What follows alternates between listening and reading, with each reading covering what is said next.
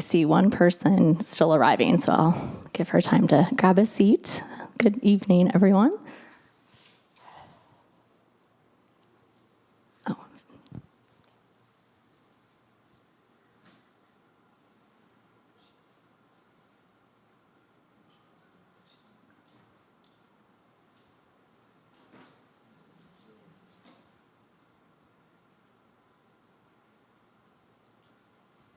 All right, well, I will go ahead and get started. Good evening. Thank you so much for taking the time to come here tonight. And for those of you joining us online, hello as well. We're all really excited to be talking about coyotes. And I know this is a pressing issue for many residents of the city of Cupertino. So we are here to hopefully impart some knowledge about coyote biology, share some tips for coexistence, and then also explain what services are available to you.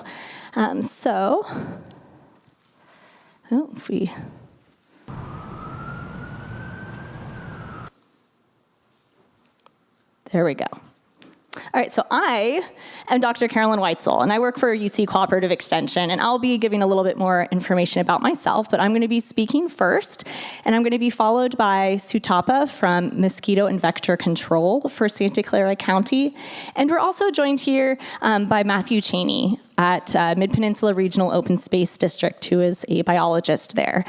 So we're going to have two brief presentations, and then we're going to be opening it up for Q&A.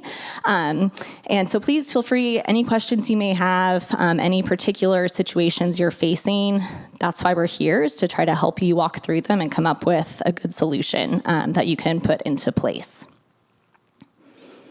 And with that, let's see. Maybe I need to stand over here.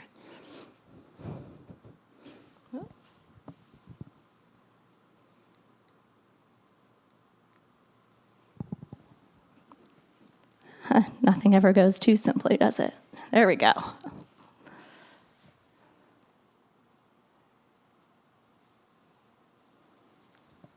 no.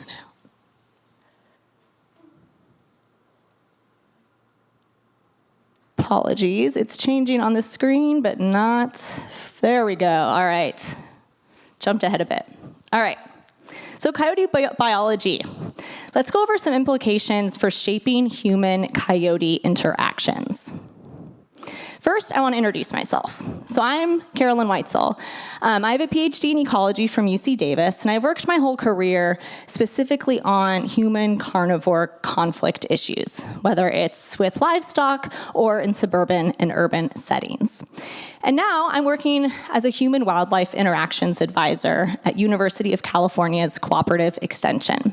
And if you haven't heard of Cooperative Extension before, it's also known as UC's Division of Agriculture and Natural Resources. And our role is to make sure that we bridge the information that is gathered at the UC campuses and make sure it gets to the people in the community like yourselves who actually can use it. So I'm community-based, and I cover 7 counties throughout the Bay Area. Now, I'm available to assist with all wildlife-related questions. So I know tonight we're talking about coyotes, but if you also have any questions about mountain lions, rats, gophers, I am your go-to person and happy to help. But let's talk about coyotes tonight. So I first want to go over some basic biology of coyotes to help us understand them, because we can actually use our knowledge of coyote ecology and biology to our advantage and to think through the best ways to be able to coexist with them. So how big are coyotes? Well, they typically weigh between 25 to 35 pounds, so think like medium-sized dog. They can be solitary or in packs. A common misconception is that it's unusual or aggressive behavior to see coyotes in packs, when in fact, this is completely normal behavior. Some individuals will be solitary, but others will form these family groups where only the alpha pair breeds, and pups from prior years will stay and help the alpha pair raise future litters.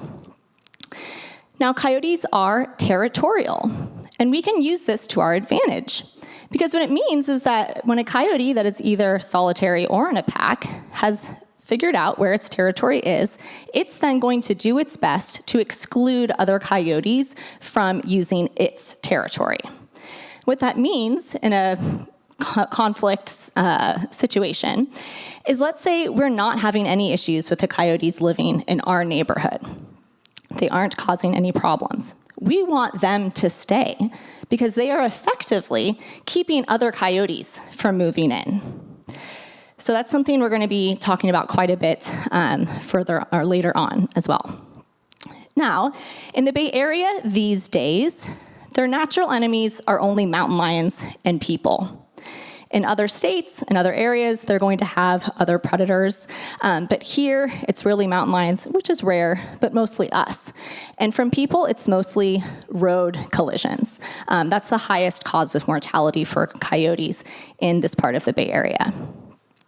Now, the population size is going to be a reflection of available resources. I'm often asked, how many coyotes are there? And I have to say, as a scientist, I can't give you a number. We actually don't have an exact number for a population estimate for coyotes in California, let alone any particular city within the Bay Area. Now, I will say anecdotally, and as someone who was born and raised around here, the distribution of coyotes certainly has increased over the last few decades. And we are seeing coyotes now successfully living in parts of the Bay Area where even 20 years ago, we never would have seen them. Coyotes have a wide array of communication calls, which is really interesting, and they have what's called these layered vocalizations. And I'm going to play a video next to give you an example of this. But I want to bring attention to their vocalizations because people often will use hearing coyotes as a way to estimate how many there are. But in fact, a single coyote can actually sound like multiple because of the way they have these layered vocalizations. Other common misconceptions about coyote vocalizations is that people will say, oh, well, I hear them at night. They're really loud. They must be celebrating that they've killed something. This is also not true. If a coyote has killed something, it's not going to want to tell all of the neighboring coyotes or all of the other predators in the area that, hey, there's food here. They're going to be quiet and they're going to just eat. So these vocalizations are more typical when coyotes are coming back together, especially if we have a pack. They've all been off hunting on their own. They're then coming back, and they're really social creatures. And they also will be using vocalizations, of course, to let the other coyotes in the area know, hey, I live here and this is my territory.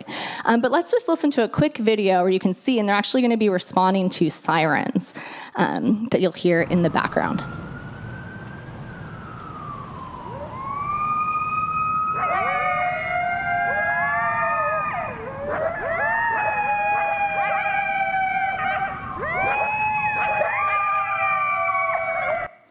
Not necessarily what you would expect from a canid, right? It's a little unusual sound. And some people, when they first hear it, can be a little unnerved.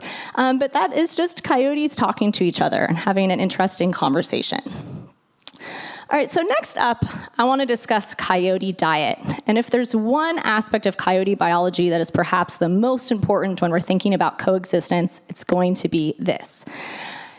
Coyotes are truly the ultimate opportunistic omnivore.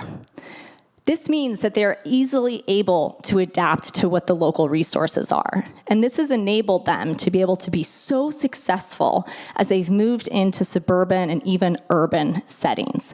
It's incredible the variety of food that they will eat. So primarily, they will go after small rodents and mammals.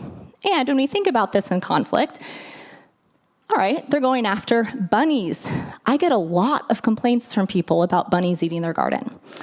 They also will go after rats and mice, which is a few other species that we also have issues with, right? So if we're trying to frame living with coyotes, they are providing some ecosystem services and some benefits by going after these rodent and other species that can also cause conflict in suburbia. But their diet is not limited to those species, of course. They also will absolutely go after fruit. We love being able to grow fruit in the Bay Area, right? We're so lucky that the climate allows us to grow such a wide variety of fruits, nuts, berries. But that's also going to be providing food for coyotes. Birdseed is another one that people don't often think of, and it's not just that the coyotes can eat the birdseed itself. It's that if you have a bird feeder, you know that some of that seed ends up on the ground, right? The birds don't eat 100% of it. And the leftover birdseed on the ground then is going to be attracting rodents or raccoons. And those animals are then attracting coyotes to come and feed there. So you may be inadvertently attracting coyotes through feeding birds. They'll also go after insects, eggs, birds, amphibians, reptiles, carrion, deer, and pet food is another really big one. And I'll be mentioning this a few times later on, but really trying to feed pets indoors can go a long ways from preventing coyotes from being attracted to your property. And certainly if you are putting out any sort of pet food, picking it up, not leaving it out overnight, making sure pet food is secure and coyotes aren't able to reach it. Pet food has been specifically designed to be very nutritious, very appealing to your pets. And unfortunately, that has made it equally as appealing and nutritious to coyotes. Now, cats and small dogs, unfortunately, are also viewed as prey items. And I do want to be clear about that. It is not, unfortunately, unusual behavior if a coyote does try to prey on a domestic cat. And same with small dogs. From a coyote's perspective, they're just viewing it as another prey item. Of course, to us, it's our beloved member of the family, right? And so I'm going to be going over some steps that we can take to help keep our pets safe. The specific diet for coyotes varies by region. And so when we're thinking through what exactly they're eating, it really is going to depend. And I'm sure even within individuals within the city of Cupertino, some coyotes are going to have preferences for some food over other types of food. And when we think about, feral cats being eaten by coyotes, some studies elsewhere in the country have shown barely any cats in the coyote diet. Other studies in Southern California have found cats making up to 20-30% of coyote diet. So there is really a big range there. Now, coyotes are generally shy around humans, but of course, in some areas, they have lost or are losing their fear of people. And this may be the reason you're here tonight. Maybe you want to learn more about how we can prevent this from happening. And really, the biggest thing, and it's harping back to coyote diet, is that when coyotes begin associating humans with food, that's really when we find they may start acting aggressively. Now, as a scientist, I can't give you why that's the case, right? We don't have hard evidence explaining the causality between access to human food and aggression. But in many cases where we have bites on people, especially in Southern California, when then researchers have gone in to try to better understand that individual coyote and its prior behavior, nearly every single time they've found out that someone was actually feeding that coyote. So there seems to be this really strong relationship between human food and aggression. And that really highlights why it's so important that we aren't feeding them intentionally or accidentally. Coyote reproduction. This is another underlying driver of conflict reports that we receive. A lot of it is tied to denning season and then dispersal. So coyotes are going to breed once per year, sometime between January through March, and then they have a gestation of between 60 and 63 days, putting those pups being born in springtime. They have an average litter size of 4 to 6, and they really are, it's remarkable the variety of locations they're able to use as a den site. So it can be logs, under bushes, and empty culverts. Oftentimes people can have a den in their backyard and have no idea that it exists.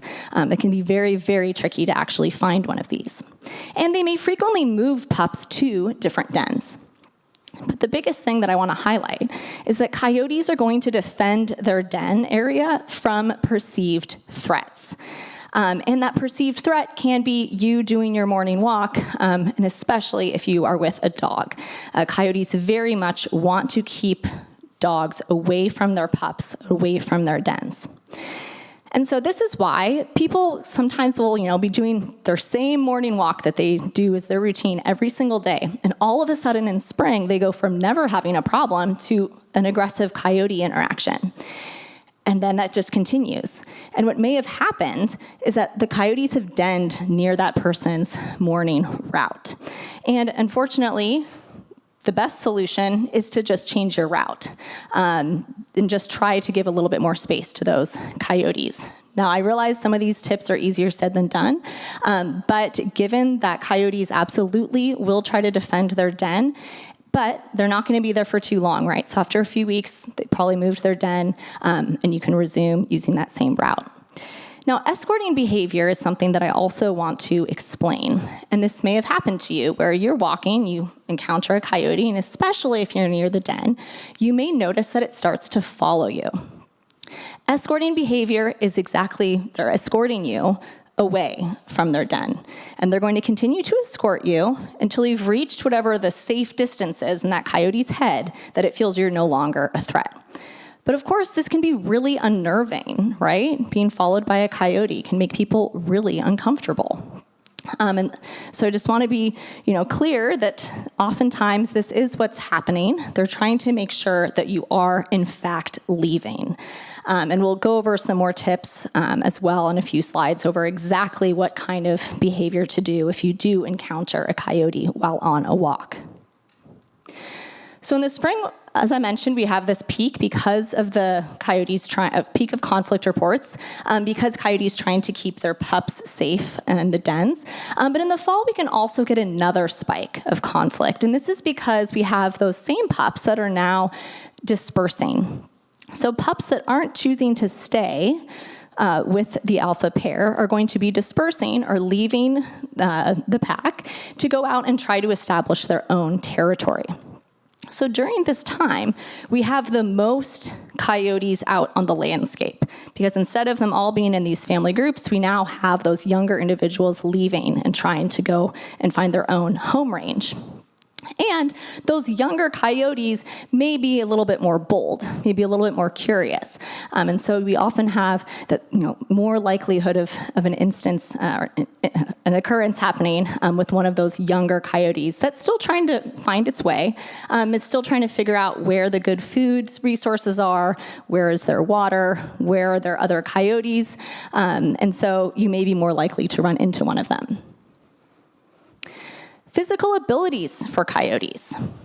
Can coyotes get into my fenced backyard? I have a beautiful 6-foot wooden brand new fence. Will it keep the coyotes out? Raise your hand if you think that it will. Okay, let's test this.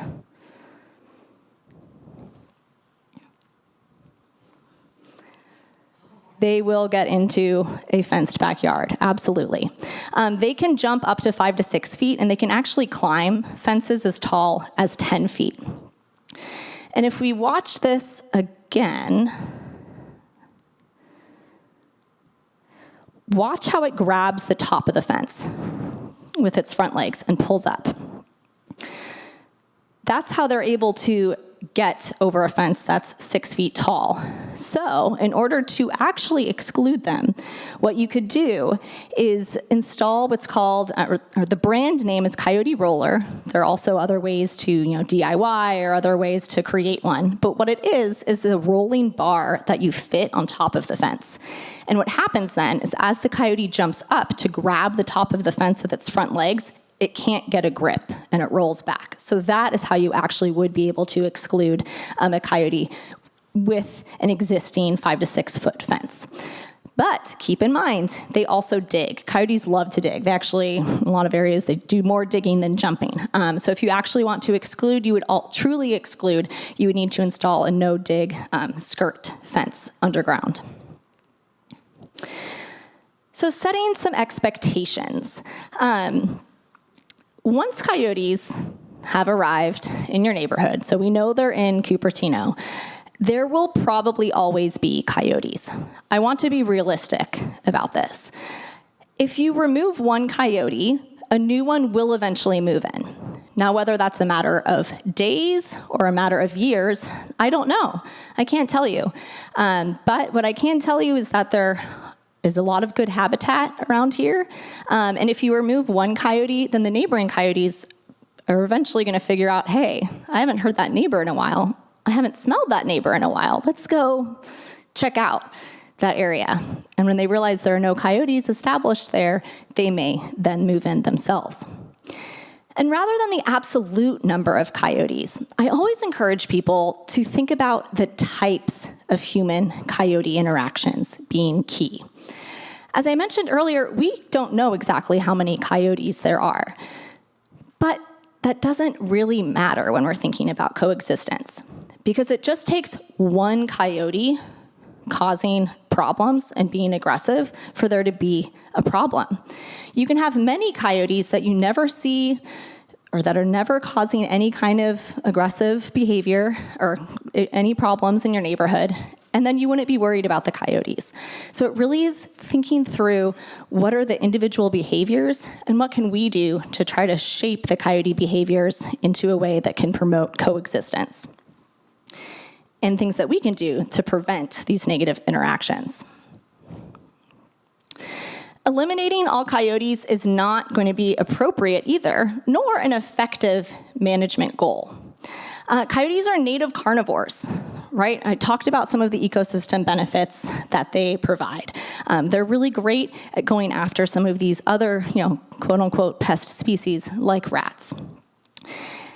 And I will say that historically, many places in the US have tried to completely eliminate coyotes, and I don't know of a single real success story there. Millions of dollars have been spent in reducing coyote numbers, but if you reduce the population severely, in some areas studies have shown that they'll do what's called compensatory reproduction, so they'll actually just increase their litter size to make up for so many individuals in the population being removed. So that isn't our target. We're not trying to completely get rid of all of the coyotes in the area.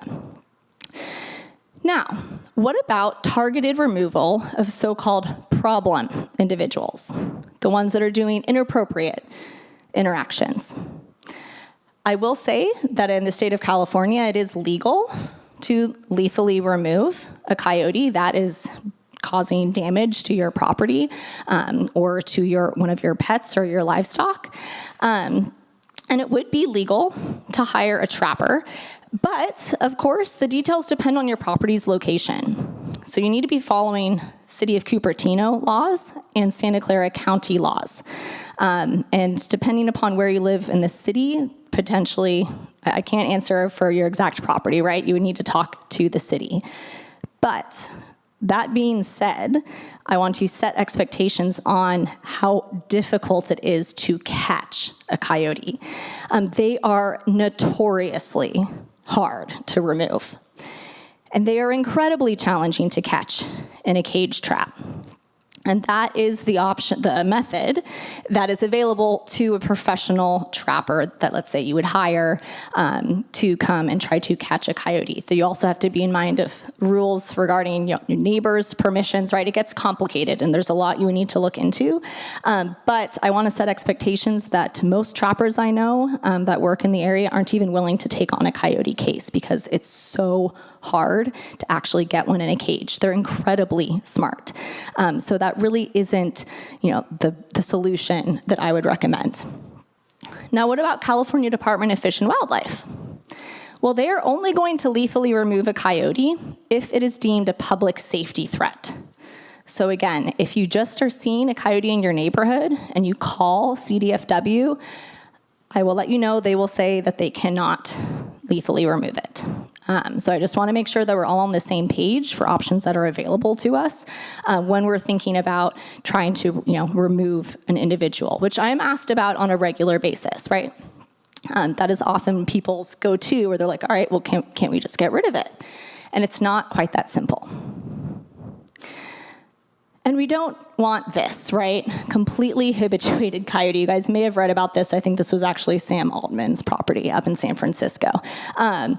So we have these limitations in terms of removal, but also, this can happen if we aren't trying to prevent negative interactions. So what can we do? And luckily, there is still a lot that we can do. So how can I discourage coyotes from hanging out in my yard? this is a really big one. I have a dog, I have a toddler, I have a baby. I don't want a coyote on my outdoor couch. I don't want a coyote spending a lot of time in my yard. So what do? I remove attractants. I don't have compost, but if I did, I would make sure the lid was secure, that they can't get into it. I don't have bird feeders, but if you do and you really want to feed birds, I know some people are very passionate about that. What can you do? Well, in the evening, you could sweep up the extra bird seed that has fallen to the ground. Make sure your trash is secure. You don't want coyotes getting into it. You also don't want raccoons or other wildlife getting into it. So either putting it in a shed, using a bungee cord to secure it. There are different ways that, different things that we can do to try to make sure the trash can can't be opened. Pick ripe fruit that is in trees or that is on the ground. And a really big one is pet food. Make sure you are not leaving available pet food outside. And don't worry, your dog or cat, if you need to feed it outside, they will learn quickly that there is a feeding time, right? You don't need to be leaving food out all day. If you have no choice but to feed your animal outside, then just leave it out to the same time every day, have the animal eat, and then bring that bowl back inside. Perhaps the biggest one is do not feed wildlife. And this is overall, intentional, but also you could be unintentionally feeding wildlife if you are leaving out pet food, trash, etc. Now, what about hazing? You've probably heard about hazing before. This is a word that comes up all the time when we're thinking about coyotes. So let's talk about that and make sure we're all on the same page for what it is that we mean. So what is hazing? Hazing is when we're pairing a negative or a behavior we don't want with a negative stimulus. So it's us teaching the coyote that we don't want a particular behavior. Now, what does the research tell us? As a human-wildlife interactions advisor, I have to tell you that the research, unfortunately, doesn't tell us a lot. Coyotes are shockingly understudied. Hazing is very understudied. There is a lot of unanswered questions when it comes to hazing and coyote behavior. But what I can tell you is that anecdotally, and with people in communities that I've worked with, some people have had great success with hazing, and it has completely solved their problem. Other people have had no luck with hazing, right? So there are a lot of different variables at play, and a lot of different factors that can impact whether it's going to be successful or not.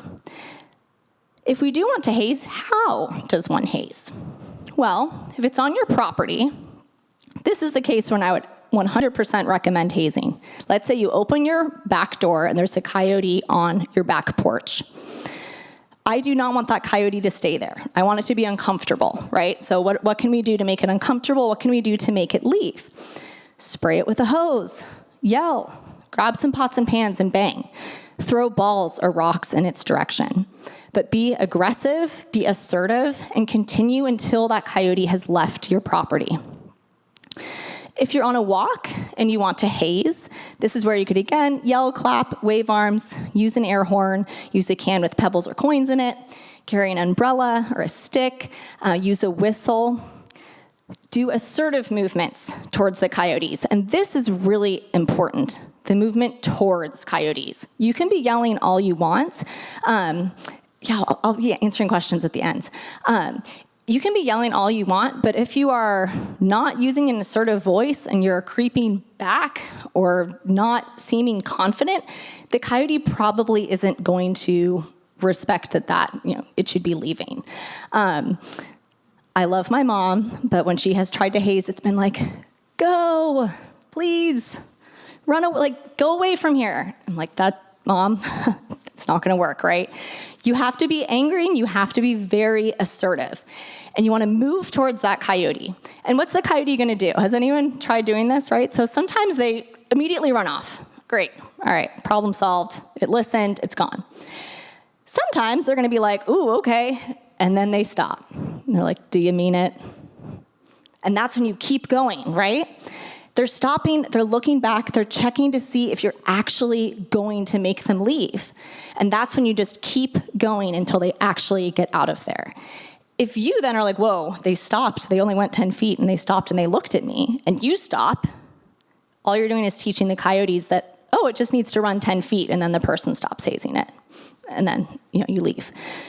So if you're not going to haze and truly follow through, I actually recommend not hazing and just calmly maintaining eye contact and leaving the situation. Now, that being said, if a coyote is not backing down, it is growling, it is acting very aggressive, and you're afraid, then stop hazing and leave. Do want to warn you that hazing has, from the little research that has been done, it seems to be less effective if you're with a dog. So again, that's something to consider. And I'll be talking a little bit, a slide or two from now, circling back to some more hazing tips when we're walking. But another question I get asked a lot is it safe to keep my cat outdoors? No. If we're truly wanting to protect it from coyotes, the answer is going to be no. Cats are safest indoors or within a catio if you want to still be able to provide your cat access to fresh air. Now, attacks are most common at night, but they can happen anytime. So for people that really need their cat to be outside, then I would recommend at least bringing it in between dusk and dawn. But that's not guaranteeing that they're going to be 100% safe, right? Attacks can happen during the day. Coyotes are not, nocturnal. And so that's just something to keep in mind. Now, is it safe to let my dog out in the yard at night? Unfortunately, no. If we're going to be really trying to do what we can to keep our dogs safe. So especially if you have a small dog, accompany your small dog outside at night. And I realize that, 10 p.m.'s rolling around, you're exhausted, had a really long day. Maybe the last thing you want to do is have to walk outside with your dog. So I get that this is extra effort, but if you know there's a coyote in your neighborhood, your dog, is 10 pounds, I would go out with it, right? But you need to do the calculus of balancing how risk averse you are. But if we're truly talking about, coyote behavior and keeping animals safe from coyotes, you do need to accompany small dogs. What are some other things that you can do? Remove ground level shrubbery that coyotes can hide in. This makes it so that at least if your dog's walking down the path, they don't accidentally walk literally right next to a coyote that may be in some bushes right next to that path. You can also install motion sensor lights. Now, I've done this in my property. I also don't want my dog to get skunked, right? So there are some other added benefits to knowing if there's something in your backyard before letting the dog out. So I have lights up, and if those lights go off, I'm not gonna let my dog out. Or if I really need to, I'm going to first go outside and really look around to make sure that whatever it is that set off those lights is now gone. So I'm not going to say that those motion-activated lights are going to scare coyotes. They won't. Coyotes have gotten very used to them. It's for us to be able to know there's something out there, for us to be able to see, right?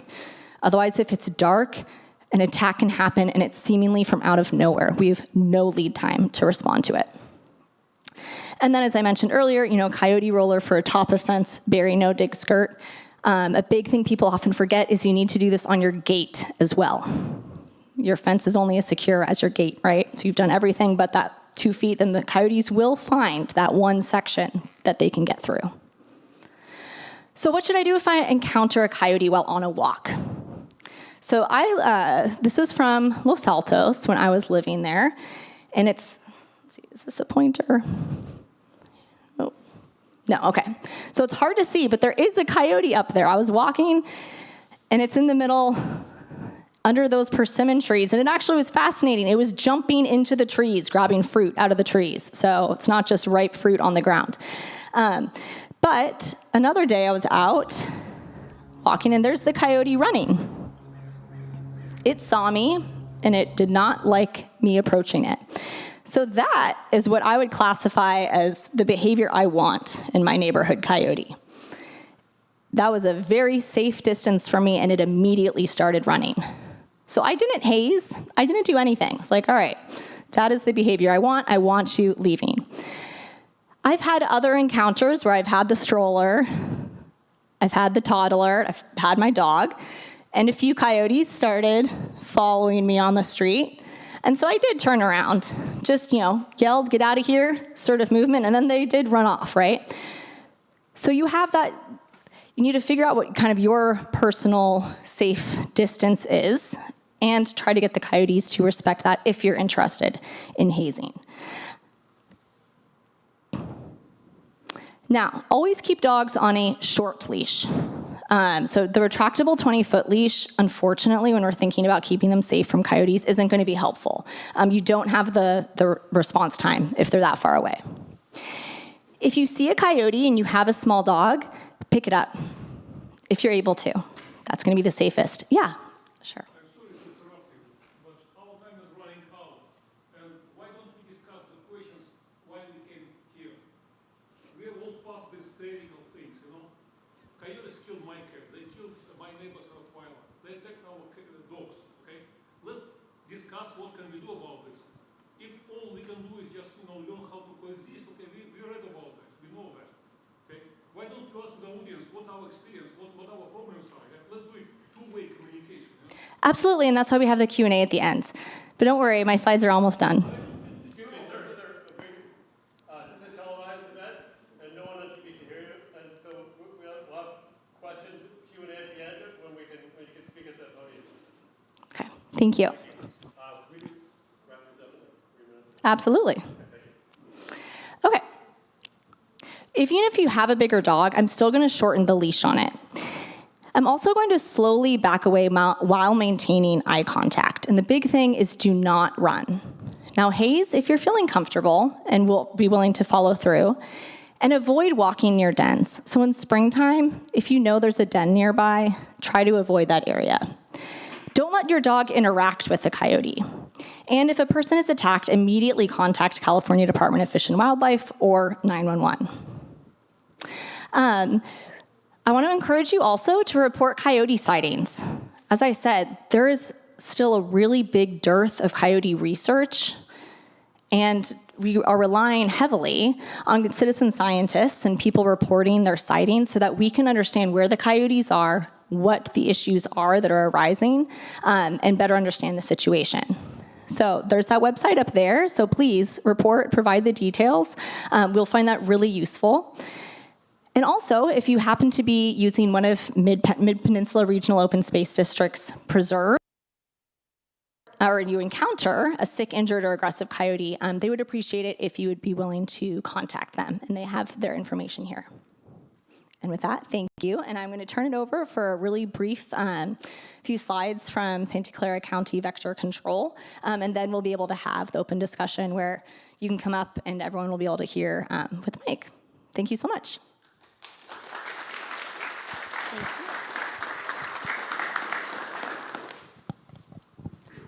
Good evening, everyone. I won't take much time, and thank you for joining us. I know you all have a lot of questions about coyotes. So today I will start with, I would like to introduce to who we are as a district and what services we provide to the community. I know today's meeting is about coyote, but I would like to shift your attention a little bit to invasive mosquitoes. The reason is this mosquito is new to our county, and this can transmit diseases. But I won't take much time.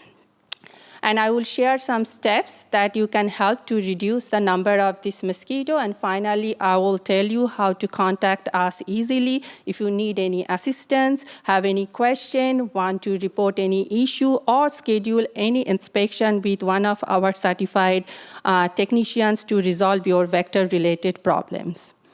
So we are one of the 12 special districts here in Bay Area dedicated to protect public health. Our primary responsibilities is detecting and minimizing mosquito population and other vectors. Now, what is vector? Vector is any animal that can, or insect that can cause discomfort or transmits disease to human. It can be a possum, raccoon, coyote, rats, or it can be insects like mosquito, ticks, fleas, or bedbug. Another important thing I would like to mention, all the services come to you with no cost because you have already paid through your property taxes. So we are here to serve you without any extra fees. So call us. Our district runs 3 key programs to protect public health and keep community safe. First, our surveillance program focuses on monitoring the mosquito population and other vector population, collecting sample and testing them for diseases. This actually helps us to detect any potential threat early. Our operation team conduct proactive and reactive responses. Proactive efforts aims to prevent any mosquito problem before they start, while the reactive responses addresses the issue as they arise. And our outreach program engages community through education and communication.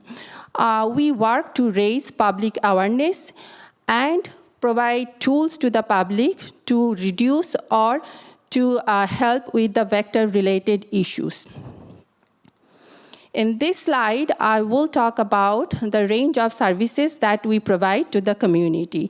So for mosquito, we conduct thorough inspection and carry out targeted treatment. We also provide free deadbird pickup to monitor West Nile virus activity. And we deliver mosquito fish as a control method for a natural control. For tick, we provide identification services and distribute educational material to avoid tick bite and reduce the risk of tick-borne diseases. Our rodent and wildlife program include exterior home inspection along with expert advice on exclusion techniques and management strategies to keep unwanted animals like coyote, raccoon, possum, rodent from your home. Our other arthropods include insect identification, send informative letters to the resident when necessary. Also, we provide management advices. We also treat yellow jacket and wasp nest if it is in the public area to ensure community safety. And finally, our outreach program include all educational presentation, quarterly newsletter to keep residents informed about our district activities, and mosquito alert notification to raise awareness during peak season. Let's focus on these invasive mosquitoes. So many of us are familiar with the common mosquito, but understanding the difference between invasive and common mosquito is essential for effective prevention and control. Aedes aegypti is a black mosquito with shiny white spot and stripes.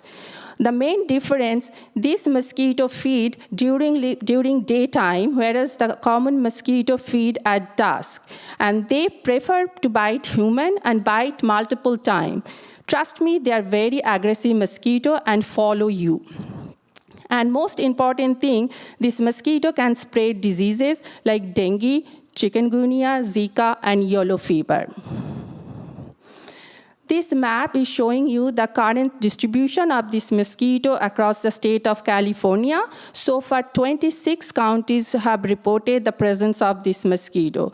And in the box, you can see the status of the current distribution of our county. We have found so far in 6 cities. For more detailed information and update, you can visit our website, vector.santaclaracounty.gov/dangerous mosquitoes. Now the question why we should care about this mosquito. Believe me, this mosquito will impact our daily lives and our health. If their number increases, many of the outside activities like backyard barbecue, outside playing will be less enjoyable. You will need to use the mosquito repellent regularly to avoid the bite. And that can be a hassle. But most important thing, this mosquito can transmit diseases that pose a health risk to our community. I know mosquito control is our job, and trust me, we are trying our best. Our technicians out in the field every day looking for all the probable sources. But at the end of the day, mosquito control is a shared responsibility. Each of us can take a simple and effective step to eliminate mosquito breeding sites. So what you can do? You can dump and clean any items that can hold water, like toys or different types of buckets. Dump and drain any standing water around your home once a week. Clean out the gutter to prevent water build up, and also empty water from the bird bath and the plant saucer regularly. And by dumping and draining the water, you are not only eliminate the mosquito breeding site, but at the same time, you reduce the attractant for coyotes and other wild animals that seeking for water around your home. Finally, this is the way you can contact us. And if you would like to schedule any inspection tonight after this meeting, you can reach out to me or Beverly. She's out there, and we will happy to assist you. Please don't hesitate to reach out to us. Together, we can keep our community safe and healthy. Thank you for your time and attention, and now we are ready for any question that you may have. Thank you.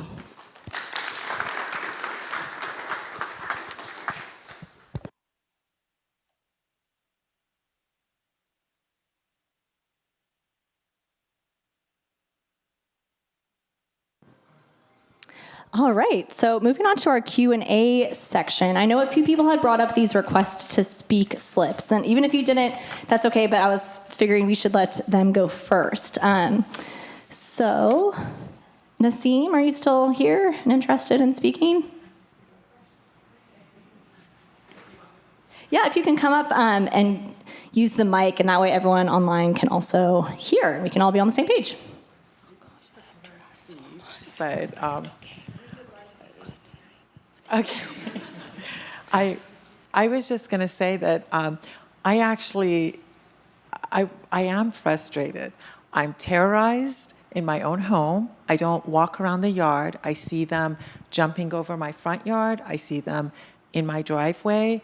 I have massive rodent problems, so I don't see them eating any of the rodents in my area. I had an encounter with a couple of coyotes. It was like 3 of them. And I lunged, I screamed, they lunged, they growled. I've had a neighbor, I don't know, well, she can tell her own story. And it was my Rottweiler, 65 pounds. It wasn't a dog I can just pick up when they come. In my own driveway, at the end of my driveway, just jumped out of nowhere. It was like 3 of them, 2 on 1, and that he died. So I'm terrorized around my home. I'm sorry, I appreciate all this. I've lived in my home for close to 30 years in this home, been in Cupertino longer than that, and it's only this year. In the years past, if a coyote saw me, they would run away. In the years past, if my dog barked and there was a couple of coyotes, they would run away. They are not running away. I don't leave food out. I don't do any of the things that you say, but I'm terrorized in my own home. And I'm sorry, I just feel like the advice needs to go up a level. I don't know, because none of this is working for us, at least, or for me. I can't speak for others, but for me, it hasn't been working. And I'm telling you, the only time I walk outside of my driveway, because I am terrorized of what happened with my dog in front of me, is only when I have to take the garbage out. I come out and I'm walking with a horn and I'm doing it in the daytime and I'm walking with a horn. Otherwise, I'm in my car from the garage and then I'm back in my car and in my home. I have not gone in my yard. I'm not going out anywhere. I just wanted you to know what's happening to me. So thank you. No, I mean, thank you for sharing your experience. And first off, I'm so sorry to hear about your dog. I mean, I am a major dog lover, and so I can only imagine how traumatic that would be. interesting that it hasn't been until this year that you've been running into this type of behavior. So it definitely, unfortunately, is that the coyotes that are resident to your street have begun escalating their behavior. And while I'm really glad to hear you aren't doing any of the things we suggested, unfortunately, I wouldn't be surprised if someone in the neighborhood is. And that's where working as a community, it can just kind of take one person, that then it impacts everyone else. And that's why really trying to get across, not feeding wildlife, not doing the things that I discussed tonight, even if that person thinks that they're helping the coyotes and they love having them in their yard, you can then be causing problems for people, a half mile, a mile away, because it's the same coyotes that are using that entire area. I have to interrupt you really quick. If you want, it's going to change up format. I'll have you go, Oh, sorry. go to the Okay. desk just so we can have everybody on the panel. And if you have any questions, I'm sorry, I'll use this. If you have questions, I think, did people sign up for questions? Okay, I'll give you these. And then you can call people up. And then we have a podium here with a mic, so we don't have to have people, you don't have to walk up on stage. So whoever she calls up next, you can just come right up to the podium and we have a microphone for you there. Before we move on to, just wanted to jump in on the last comment. So Matt Sharp-Cheney with Mid-Peninsula Regional Open Space District. I'm a wildlife ecologist. I've been with MidPen for the past 10 years. And we do also regularly deal with human-wildlife conflict, both on a livestock basis and people out on the trails interacting with wildlife, sometimes walking dogs, sometimes by themselves. So something that we encounter on occasion. And I just want to also mention, I'm really, really sorry that you experienced that. That sounds extremely traumatic. I also have a couple of dogs, and luckily have not had any experiences like that where I live in Santa Cruz, but I totally see where you're coming from there and how it would be very difficult to be in your home and have lived through that. I just want to mention, looking out at this group, it's a really great group of people. To see this many 30-plus people show up on a Monday evening to discuss this lets me know that the community is already very engaged, which I think shows that you've got a fantastic resource here in Cupertino, in your neighbors. And in a situation like yours, that's where, I would be involving as much as possible California Department of Fish and Wildlife. Perhaps you already have been.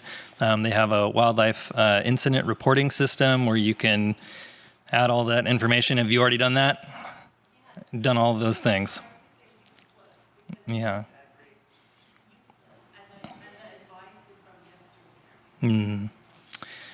Yeah, and again, just speaking from my experience, again, we've had instances where we've had people interacting with coyotes and dogs in particular, where coyotes were acting aggressively towards these people, exhibiting some of that escorting behavior that was mentioned earlier. And we actually implemented, this is about 2 years ago up at Windy Hill, that this was an ongoing issue in the springtime.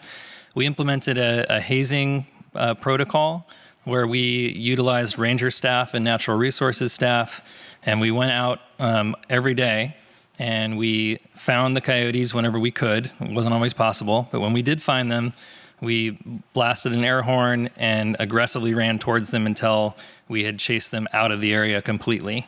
And it took that really, really persistent, directed effort, and we were doing that for about 3 weeks. And after that, again, I don't know exactly what changed. Maybe there was a den site nearby that got moved.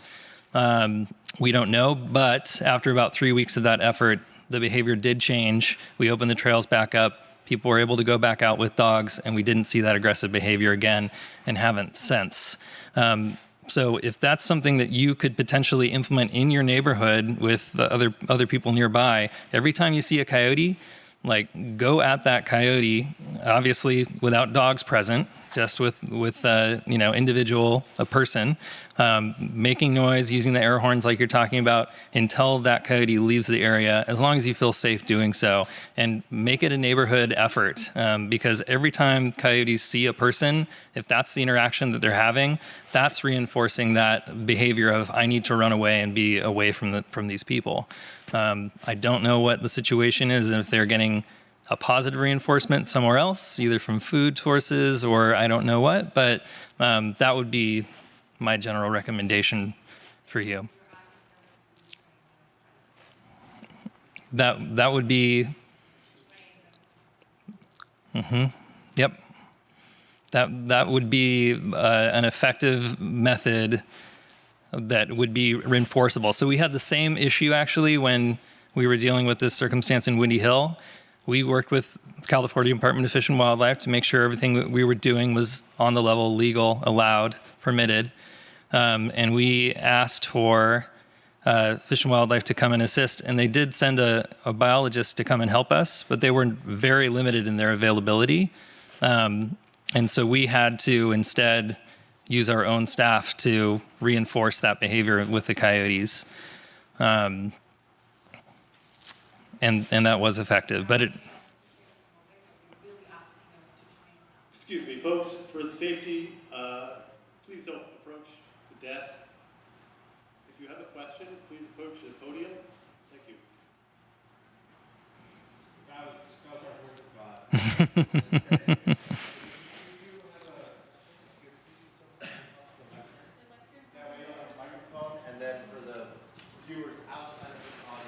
Yeah, this meeting is live streamed. This meeting is live streamed so that other people can watch after. So it will be best if you speak, then people who watch it later can hear you. So I don't know. Is this? Sorry, I'm Cupertino Mayor Liang Zhao. So thank you, the county staff, for accommodating this meeting. Yeah, so. Who's collecting the questions? Who is collecting it? Not I sure. don't know. But yes, please So- ask your questions right here, and then everyone will hear you. Stand here. So, okay, I'll just call the next one then. So, Mark Taylor, yeah, please. You can use this or use that. Okay. And I'm happy to collect your questions. Okay, so I've lived in Cupertino my whole life. We've lived in our current house 36 years. The first 5 years we didn't have a problem. It escalated to coyote problems at night, and then it turned into coyote problems during the day. We have personally lost, I think, 4 cats. All right, I've seen a coyote in my backyard jump up on the 6-foot fence and walk down it like a cat. I don't see how I can have a small dog or a child left alone in my backyard and feel safe about it. And I personally feel pretty annoyed by the messaging just being learn how to coexist with coyotes. We need to push back, is my opinion. Our neighborhoods are becoming unsafe. And I'm not the only one who's lost animals in our neighborhood. I chased a coyote down the street the other day, and I had a neighbor thank me for doing this, for doing the management part of this, okay? And she also had about a $1,500 vet bill with her dog that got attacked by a coyote. The acceptance of coyotes, in my mind, is unacceptable, okay? And, you know, I think it would be worthwhile to, instead of just like, don't put food out, the description from Ben Penn to talk about how to haze the coyotes and get them out of your neighborhood, I think that's wonderful. Let's start getting that kind of information out. They came from someplace.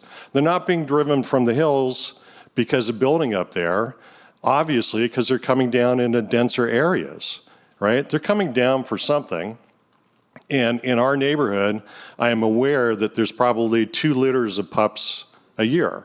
And now we've seen enough of them. This is pretty bad.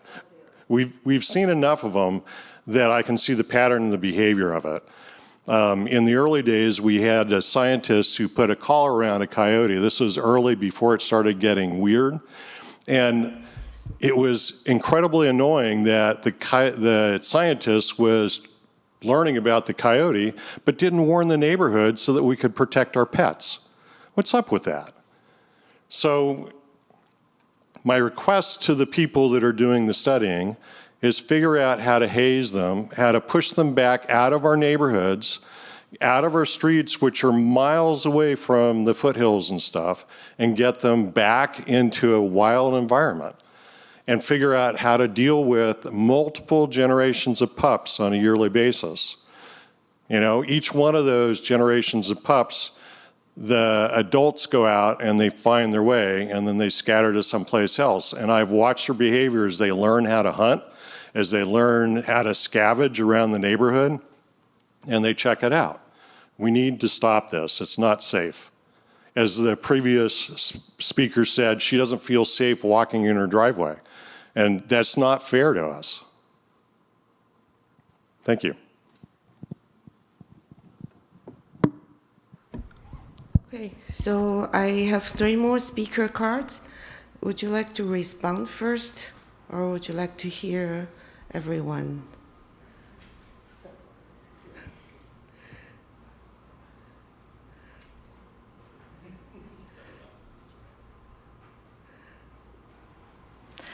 All right, so we were trying to decide if it makes more sense to respond individually or at the end, but we decided individually, touching on it. So I completely understand your frustration, and there's zero doubt that the distribution of coyotes has increased and shifted. In terms of, I do want to touch on that, which I'm not sure which researcher it was that put that collar out there, but how these collars work is it's very rarely actually in real time, so it functionally wouldn't be possible to be warning people in real time about the locations of animals.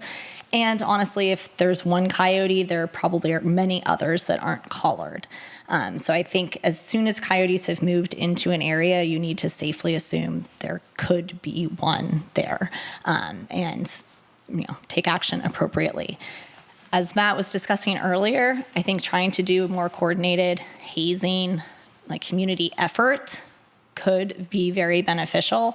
I can't speak for CDFW, but I'm not sure if they necessarily have the personnel to be able to do much assistance on the ground, but I'm sure they would be willing to provide further training. And I know in other places they've worked with communities to try to foster like a wildlife watch program where community members are then able to work together and try to do actions like hazing.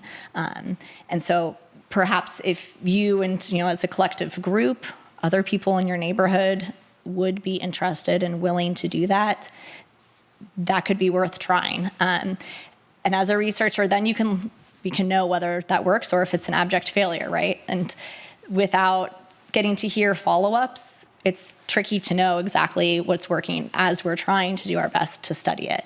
I will say other communities that have had really serious issues, like with dogs being taken off leash, very aggressive behavior, the problem did go away on its own. Can't promise that'll happen, but because of the high mortality rate of coyotes, if you happen to have the ones that are causing the problems, get hit by a car, maybe that's what happened. We don't know.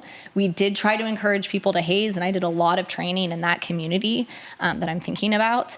And we can't pinpoint exactly what caused the sudden shift to the problems going away. And it wasn't that the coyotes went away. There are still coyotes living in that neighborhood. It was that the aggressive behavior stopped. And so whether it was just one coyote that was causing all of those problems, which could be possible, that it's just a single one, or something broader scale, I can't tell you, unfortunately, since we didn't have any of those individuals tagged.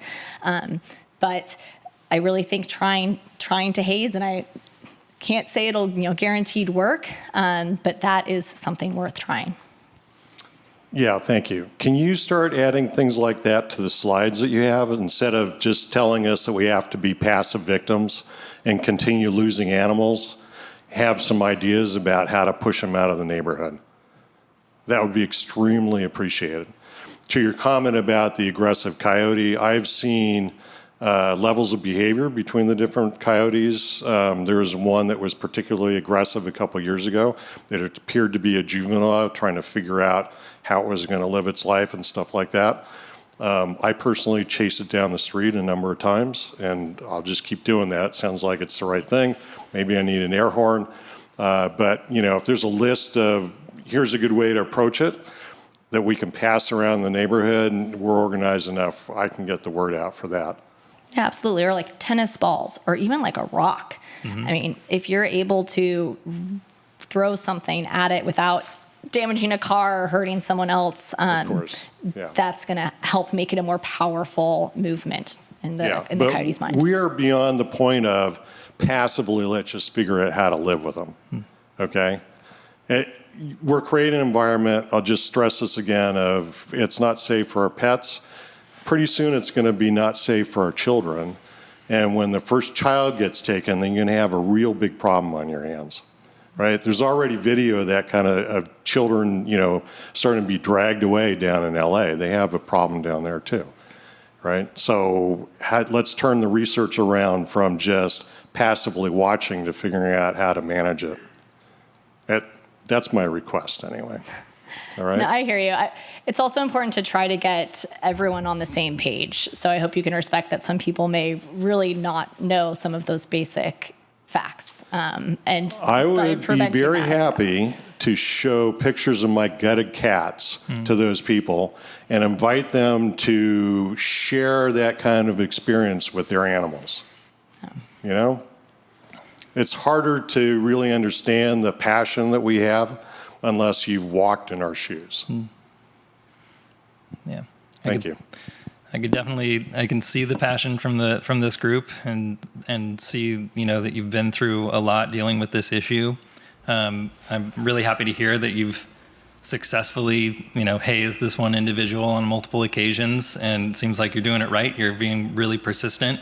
I think what Carolyn was saying about upping the ante, so to speak, and basically using different methods, not just running at it, but a whistle, a water bottle full of change, making a lot of loud noises, an air horn, throwing things, just making it very, very obvious that you are going after that animal. The other important thing to stress too, again, engaging your community, the more people do it, the more effective it is. So the coyote might actually just learn that you are dangerous and you are not the person to go and interact with, but it may not see anybody else that way. But if other members of the community are engaging in that same behavior, it's going to start to associate all people with this negative experience. Even to the point where if you're out there doing it and on Monday you do it wearing your jacket, and on Tuesday you wear a giant cowboy hat or something like that to change your appearance, that can also be more effective and increase how well this hazing works. Getting beyond that level, I know there was a question that had come in that we'd seen earlier on using like a paintball marker to really reinforce that negative association with people. I can't speak to what is legal in your particular neck of the woods, but you would have to look at your local ordinances and see if it's okay for you to have a paintball marker on your property, or definitely on a public street. But if you're on your own property and you check to see that it's legal, that can be a very effective way to reinforce that behavior. I will say just be very careful because you can injure the animal, and that's not what you're trying to do in this circumstance. You're trying to change the behavior. So avoid shooting it in the face, other sensitive areas like the genitals. Avoid doing it if there are pups nearby, because they're not going to retreat or if they're taking care of their pups. There are circumstances where I would not recommend doing something like that. But if those circumstances are in play, that can be something that you could look into and potentially utilize. Okay, thank you. So again, this is Liang Chao, the Cupertino mayor, and I'm told that we need to wrap up this meeting by 7 because we have a council meeting at 7:30.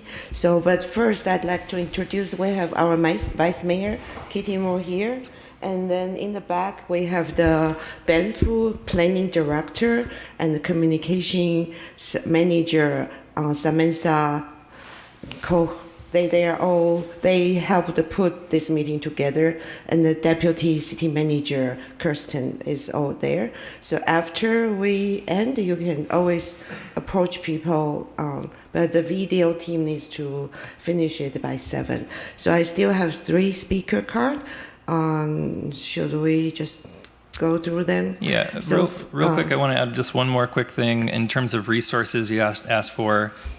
Project Coyote is a website that you might be familiar with. It has really great pamphlets on effective hazing techniques. That might be something worth looking into and distributing amongst your neighbors. Oh, I'm not sure. I think if you just type in Project Coyote, it'll pop up. Yeah, sorry. Yeah, and if you have any question about city code, you are welcome to just email us so we can double check what's the city code. So I have 3 more speaker cards. First, Caroline Anderson, and then Maxine Urschel, and then Mark Tremel. So first, Caroline. Hi.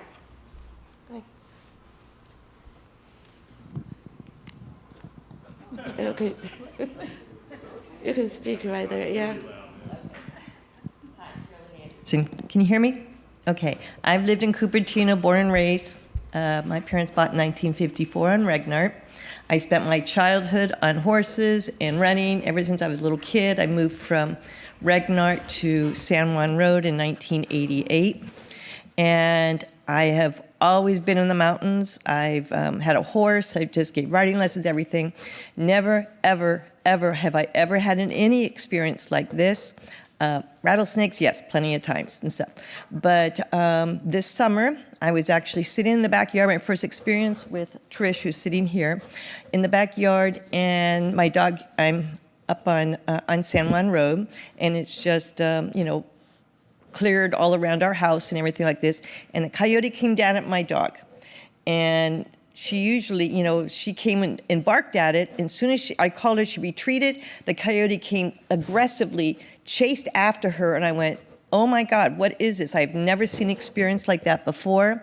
And since then, I used to always go running with her in the morning. I've done it for years with my other border collie.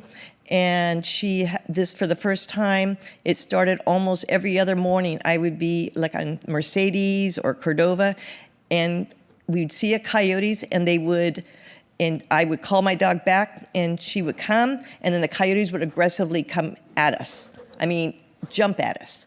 And as soon as you turn your back, they come at you again. And it got to the point, I don't go out in the morning anymore. And, we had lights, I had air horns, everything like this. I would yell and scream, and they would keep coming back and charging at us. This is so different, never experienced this. Our dog has been attacked in our own backyard, and luckily we were able to yell at the coyote and this and that, and it retreated, got her on her neck. She had claw marks or whatever, teeth marks into her neck in our own yard.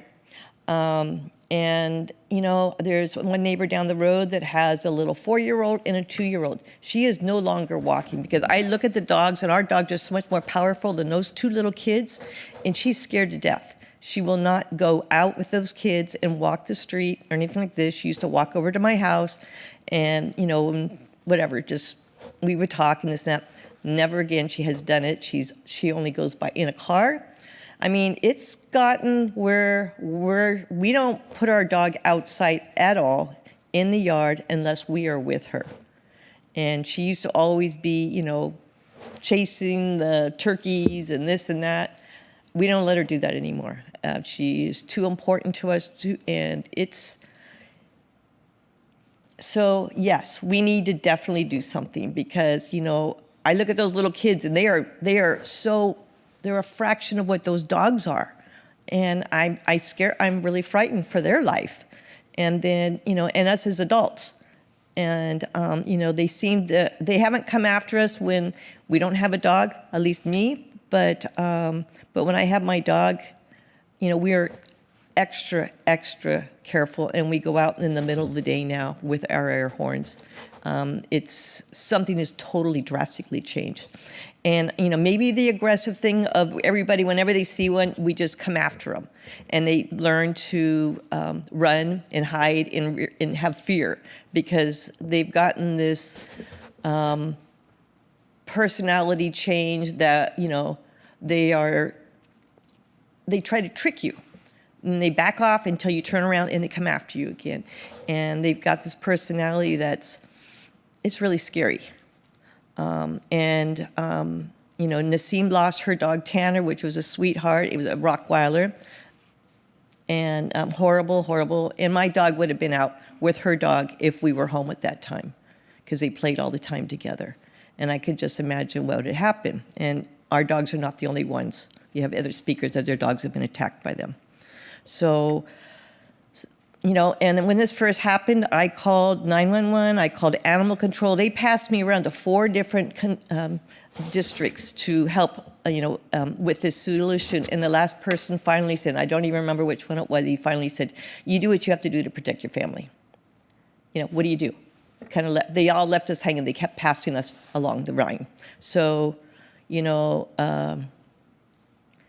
what do? Do we tranquilize them, move them somewhere else? Do we sterilize them when we catch them so there's less?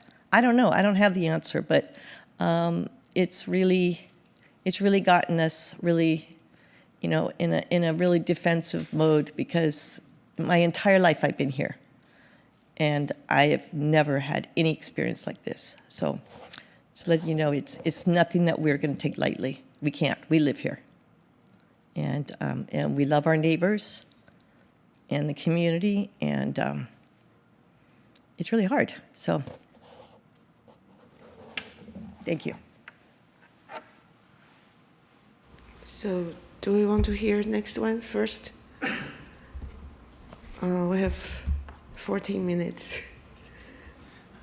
Yeah, maybe for the sake of time, we can hear the rest, and then try to make sure we address everything. Yeah. Yeah, Maxine.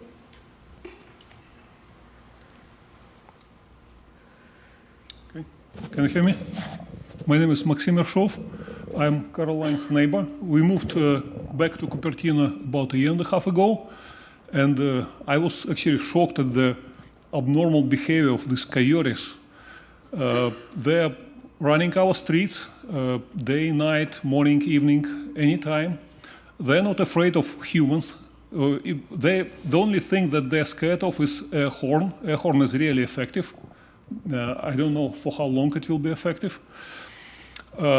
We have a tall fence, about 6 or 7 feet tall, and they come inside our fence. They killed our beloved cat. Now they're going after dog. Okay. My wife is afraid to let our kids, we have 2 daughters, 12 and 15-year-old, she's afraid to let them out in the evening or to walk the dog into the park. I did a little bit of research, and this abnormal behavior last year, it seems to be happening everywhere in California, Southern California, LA.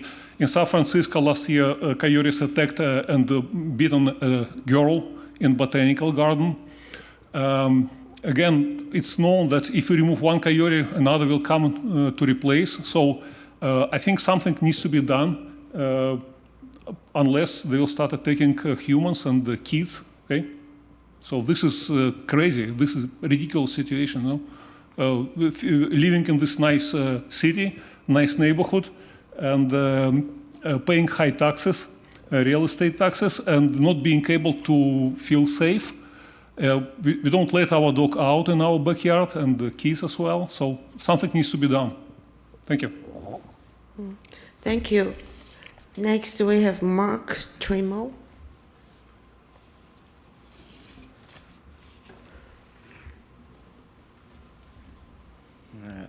Hi, I'll be quick. I know we're short on time, but I live in the same neighborhood as everybody. I have a 70-pound dog, and a coyote jumped into our backyard when I was putting my 10-month-old daughter to sleep. And my wife, for the attack in the backyard, went out and saw the coyote jumping back over the fence into the urban wilderness lot behind us. I've also tried calling all the agencies, and they've said they will only do something if I called during an attack. That didn't seem very realistic to make a phone call during a coyote attack, and they never show up in time anyway, so this seemed like the worst response. Luckily, my dog did survive. It was like a $3,000 vet bill, and like we do pay a lot of taxes here. It seems like the city cares more about the coyotes than the citizens. So maybe we can deduct our vet bills from our property taxes, unless the city wants to be more proactive, and this wants to be more reactive, and this let it happen. Yeah, it's just very, very annoying. I grew up in the area. I lived in Los Altos, Palo Alto, Mountain View. It's never been like this. Something has to happen. It's only going to get worse unless something happens. Yeah, thank you. I think that's the last speaker.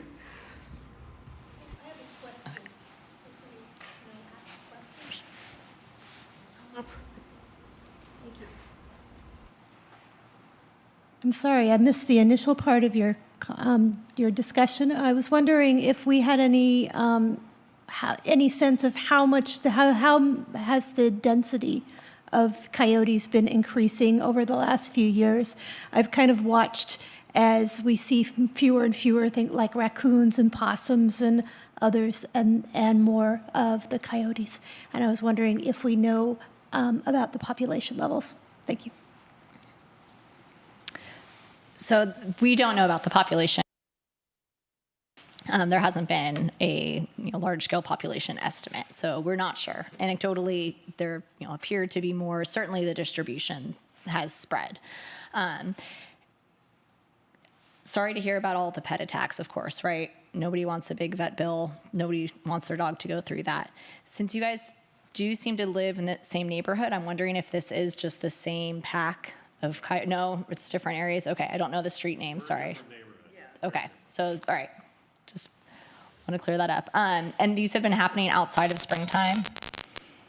Just last week. Just last week. Just drove Yeah. down the middle of our street. Broad daylight. Yeah.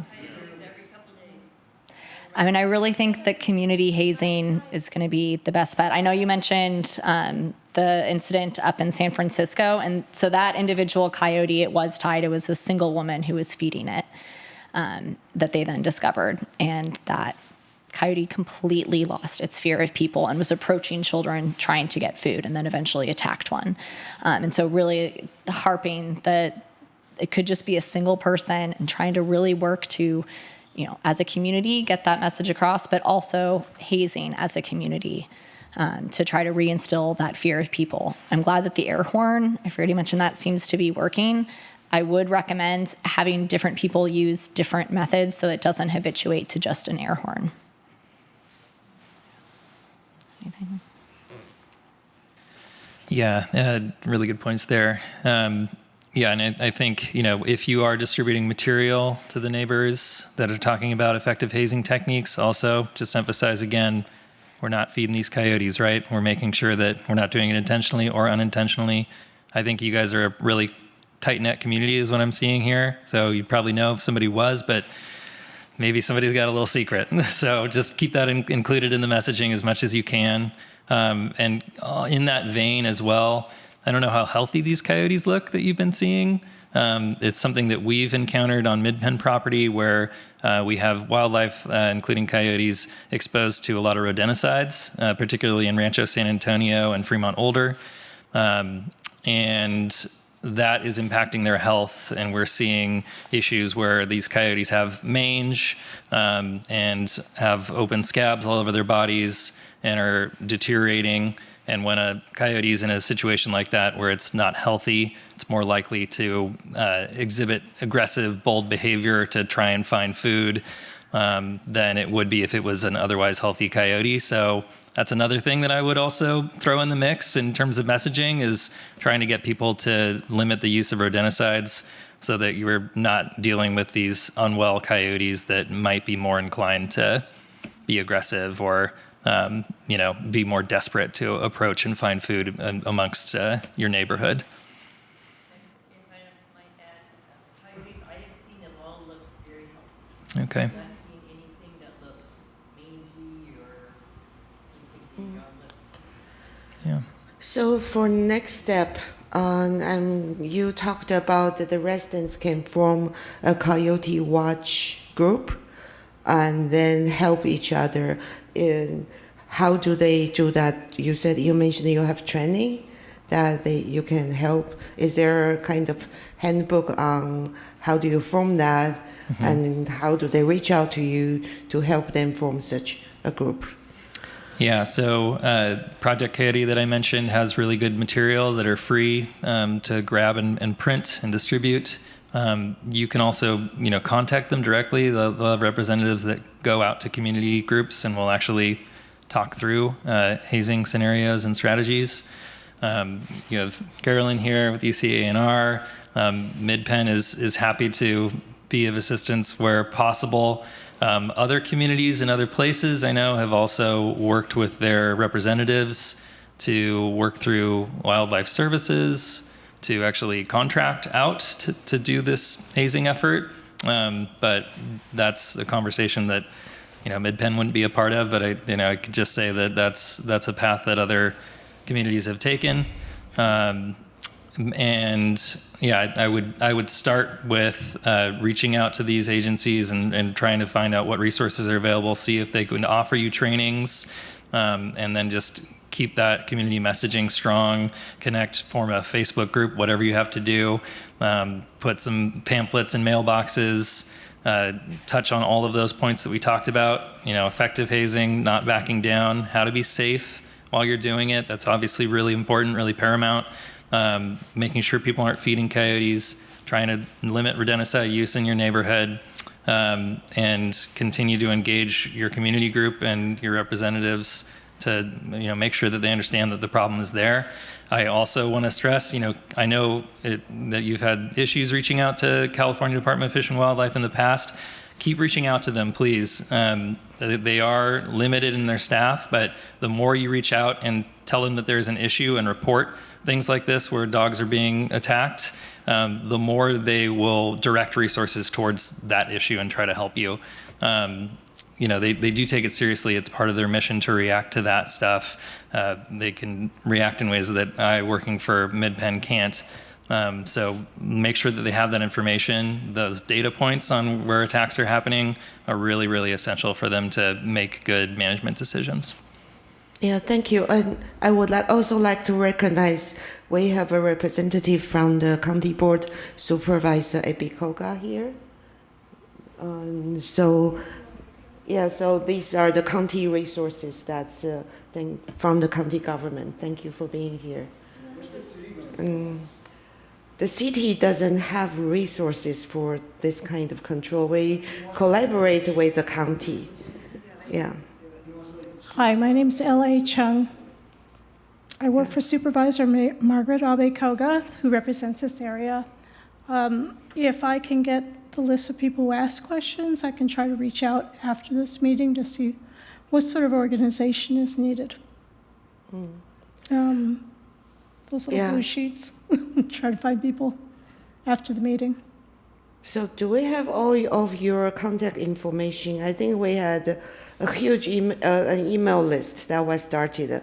But if you would like to leave your email address so that we can connect with you, please maybe find a speaker card, write down your email.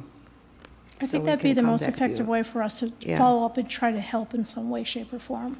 Okay. We've got a lot of ideas, but it sounds like we need to get and people regarding the home inspection, should people still be reaching out for home inspection? Yes, you can schedule an inspection with vector control, and our technicians will come and look for what attracting this coyote around your home. And if they find, they will talk to the homeowner. Okay, so is it they can do that after this meeting? After this meeting. I think there is a web page you can just sign up.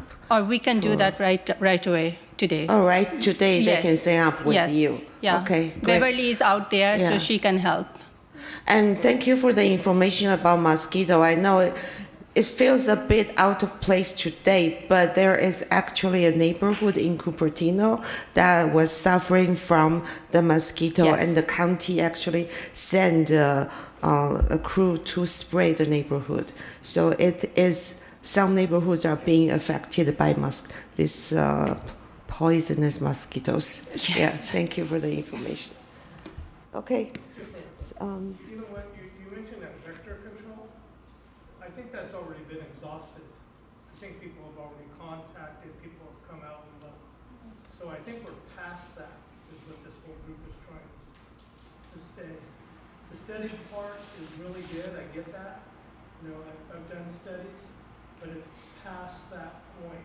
You have tried to contact us? I've contacted the And nobody responded to you, or I did not contact her, but somebody else in our neighborhood did. is that person is present here today? Huh? Is that person is here today who contact us and didn't get any response? And for the benefit of the people online. Okay. Yeah, so we're just going to have. And I remember you said that you have rodent issue as well, right, in your house.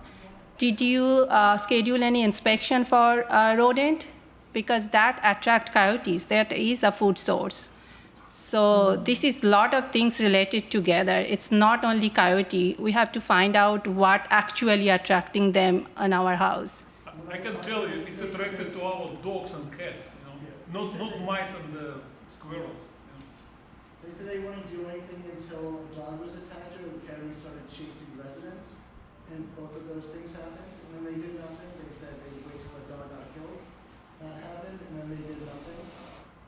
And then my dog got attacked, luckily was not killed, but $3,000 later in a daily rehab recovery. And so nothing is happening, and now he wants to chase coyotes. It'd be nice if the city would be proactive and sterilize them, catch and release them, do something. We know the population is growing, how about we try to stop the population from growing? We care about the citizens more than the coyotes. And squirrels are included in rodents, right? So what do we do with squirrels? To get them out of our yard? So I think for the sake of time, we're about to be told to move. I'm happy to stay and continue chatting offline. Did want to quickly touch upon that. So in the state of California, it's illegal to relocate animals. You would need a special permit from CDFW, and I'm not aware of them being willing to give a permit for a situation like this, because you'd potentially be moving an animal from one area to just cause problems somewhere else. And sterilization hasn't been shown to, or wouldn't be effective in this situation again, because that wouldn't be altering the behavior of that sterilized animal, and you would just have new ones moving in and through reproduction. So unfortunately, those aren't available options. And apart from lethal control, which I did briefly touch on, I'm happy to chat further. There are lots of nuances there. But apart from lethal control, it really comes down to trying to alter the behavior of the existing coyotes and preventing continued habituation to people. And that is where hazing is one potential avenue for that. But I know we're past time, so I just want to say thank you so much for coming. And I don't know, Matt, if you need to head back to your family, I'm happy to chat in the lobby while the city council continues their meeting if you have any further questions. I have cards on the table as well. I think we all do. And for those of you who are interested in the city reaching back out with further resources, please leave your email. And yeah, thank you for your participation tonight. Yeah, thank you everyone for coming. Let's consider this a starting point where we are working together. We all are kind of lost at what we can do. I think but we have people who are experienced. Let's all have some patience, work together, and find a way. There is a way. Okay, thank you.